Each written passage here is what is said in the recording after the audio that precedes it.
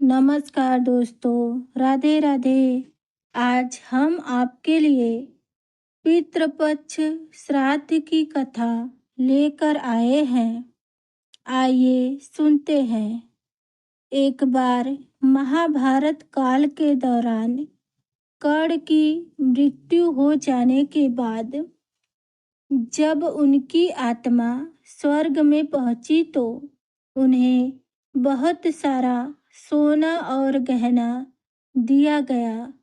कर्ण की आत्मा को कुछ समझ नहीं आया। वह तो भोजन की तलाश कर रहे थे।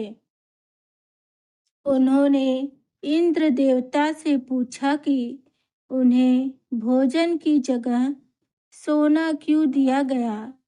तब इंद्र ने कर्ण को बताया कि उसने अपने जीवित रहते हुए पूरा जीवन सोना दान किया, लेकिन अपने पूर्वजों को कभी भी खाना दान नहीं किया।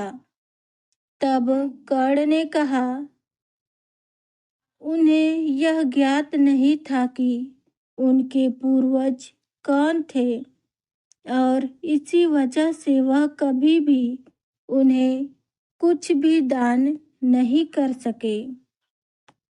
इस सब के बाद कर्ण को उनकी गलती सुधारने का एक मौका दिया गया और वह 16 दिन के लिए पृथ्वी पर उन्हें वापस भेजा गया, जहां आकर के उन्होंने अपने पूर्वजों को याद करते हुए उनका श्राद्ध कर उन्हें आहार दान किया और तर्पण किया। इन्हीं 16 दिन की अवधि को पितृपक्ष कहा गया। एक और कथा के अनुसार जोगो तथा भोगो दो भाई थे। दोनों अलग अलग रहते थे। जोगो धनी था और भोगो निर्धन। दोनों में परस्पर बड़ा प्रेम था।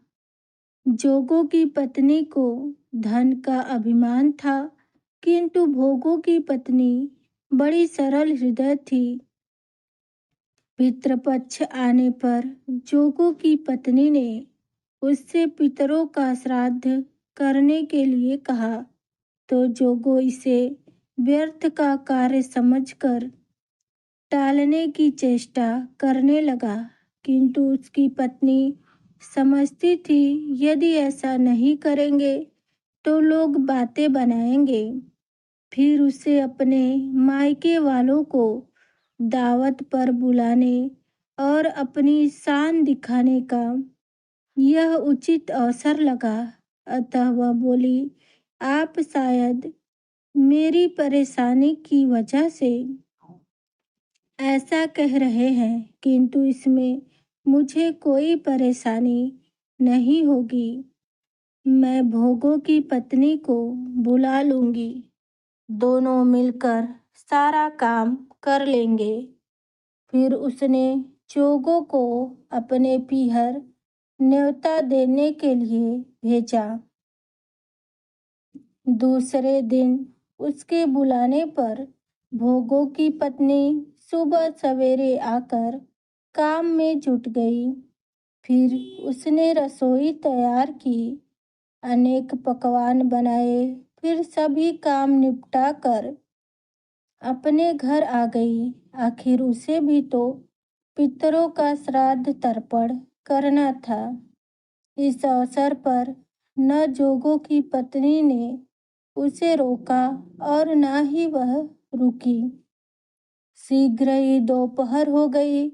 पितर भूमि पर उतरे।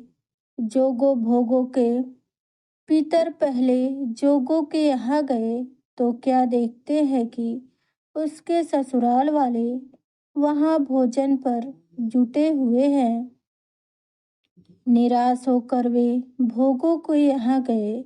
वहाँ क्या था, मात्र पितरों के नाम पर अंगियारी दे दी गई थी। पितरों ने उसकी राख चाटी और भूखे ही नदी के तट पर जा पहुँचे।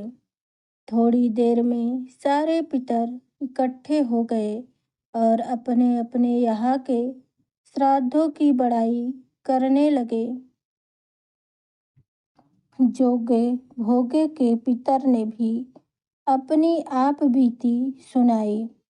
फिर वे सोचने लगे, अगर भोगो समर्थ होता तो शायद उन्हें भूखा न रहना पड़ता, मगर भोगे के घर में तो 2 जून की रोटी भी खाने को नहीं थी। यही सब सोचकर उन्हें भोगे पर बड़ा दया आई।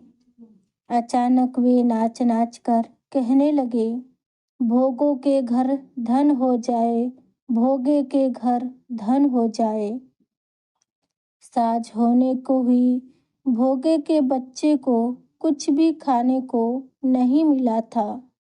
उन्होंने माँ से कहा, भूख लगी है। तब उन्हें टालने की गरज से भोगे की पत्नी ने कहा, जाओ, आंगन में हौदी औधी रखी है, उसे जाकर खोल लो और जो कुछ भी मिले बांट कर खा लेना। बच्चे वहां पहुंचे तो क्या देखते हैं, हौदी मोहरों से भरी पड़ी है। वे दौड़े दौड़े माँ के पास पहुंचे और उसे सारी बातें बताई। आंगन में आकर भोगे की पत्नी ने यह सब कुछ देखा तो वह हैरान रह गई। इस प्रकार भोगे भी धनी हो गया, मगर धन पाकर वह घमंडी नहीं हुआ। दूसरे साल का पितृपक्ष आया। श्राद्ध के दिन भोगे के स्त्री ने 56 प्रकार के व्यंजन बनाए, ब्राह्मणों को बुलाकर श्राद्ध किया, भोजन कराया, दक्षिणा दी। जेठ जेठानी को सोने चांदी के बर्तनों में भोजन कराया। इससे पितर बड़े ही प्रसन्न हुए तथा तृप्त हुए। बोलो पितृदेव की जय।